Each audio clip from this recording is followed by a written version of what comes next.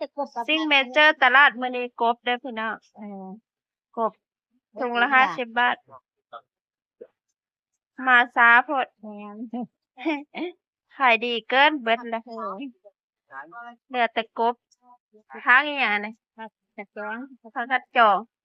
ปิ้งตำแจ่วขายเฮ็ดปวกเลยเด้นี่ปาด10 บาทบ่นี่ถูกใช่ปะ10 บาทเองพี่น้องถูกๆเลย มัดละ10 บาท เอามาจ้างห้วยบ่เบะบ่เอามาจ้างนาปลูกเองบ่มันเกิดธรรมชาติเนาะอันนี้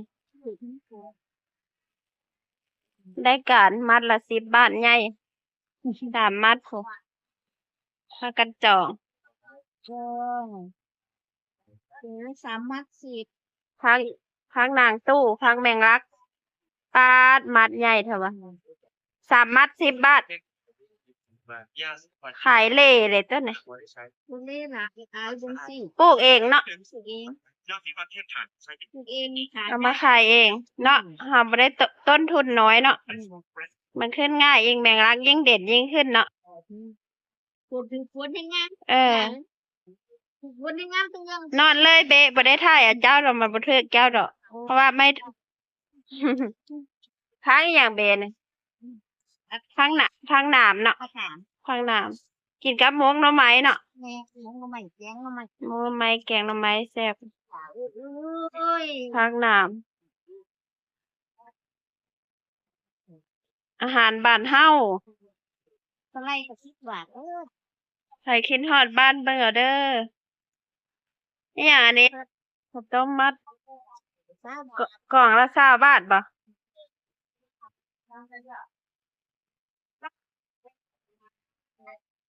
ปาด10 บาทบ่นี่ เออ ใหญ่เถอะวะ จำหัวค่อยเลย เออ เอาไปแกงใส่เฮ็ดปวก เออ เอาไปกับป่นปลา เออ ได้การเลย เออ 10 บาทต้านเบาหวานได้นี่มะระขี้นก ยอดมะระเบาหวานย่านได้นี่ต้มกินกันแซ่บกินดิบก็แซ่บลวกกินนึ่งกินกับนึ่งปลาก็แซ่บเนาะมะระขี้นกปลูกเองเบิดงามขนาด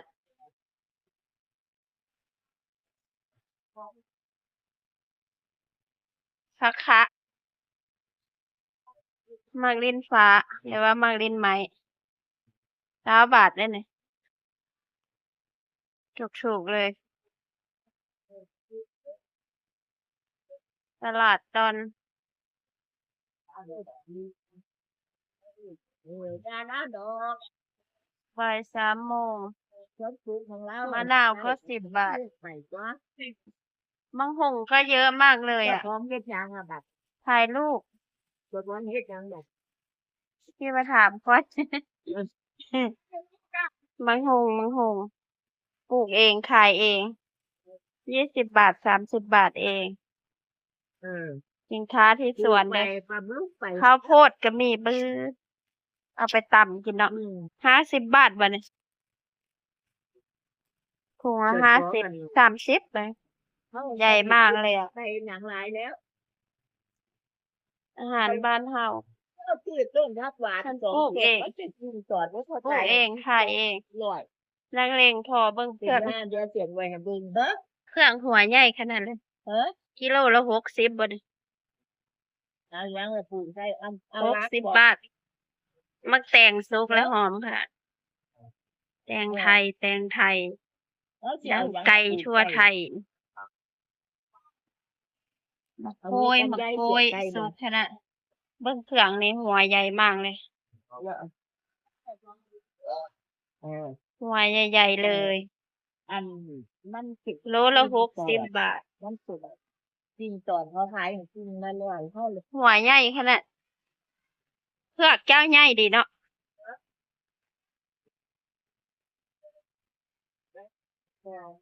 หัวใหญ่มาก มะม่วงก็มีเอื้อยเพิ่นปลูกเองสวนเอื้อยเพิ่นเองมะม่วงสามฤดู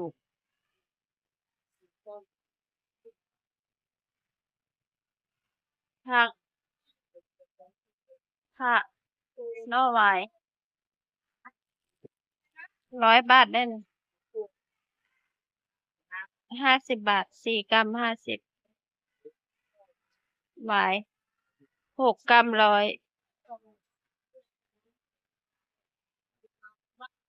หวายใหญ่มากเลยสวยด้วย4 กรัม1003 กรัม100บ่อืมมันน้อยใหญ่เนาะห้าไงแล้วเดี๋ยวนี้นะมันถูกฝนเออ